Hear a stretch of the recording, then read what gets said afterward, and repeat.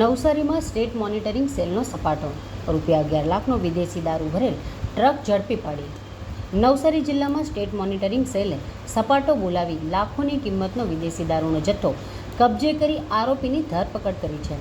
State monitoring સેલની ટીમને બાતમી મળી હતી કે નવસારીના ચીખલી નજીકથી મોટા પ્રમાણમાં વિદેશી દારૂની હેરાફેરી થનાર છે, જેના આધારે પોલીસે વોચ ગોઠવી હતી. દરમિયાન બાતમીવાળી ટ્રક આવતા તેને અટકાવી તપાસ કરતા અંદરથી રૂપિયા 11,52,000ની કિંમતનો વિદેશી દારૂની 10,848 બોટલ મળી આવી હતી. પોલીસે ટ્રક ચાલક દેવેન્દ્રસિંહ તોમરની ધરપકડ કરી હતી, જ્યારે વિદેશી દારૂ મંગાવનાર સંજય અને ટ્રક માલિક અશોકસિંહ સહિત કુલ 4 વ્યક્તિઓને વોન્ટેડ જાહેર કર્યા છે. આ મામલામાં પોલીસે કુલ રૂપિયા 21,62,000નો મુદ્દામાલ જપ્ત કરી કાયદેસરની કાર્યવાહી હાથ ધરી છે. સ્ટેટ મોનિટરિંગ સેલના દરોડાથી પોલીસ બેડામાં ખળભળાટ મચી જવા પામ્યો છે.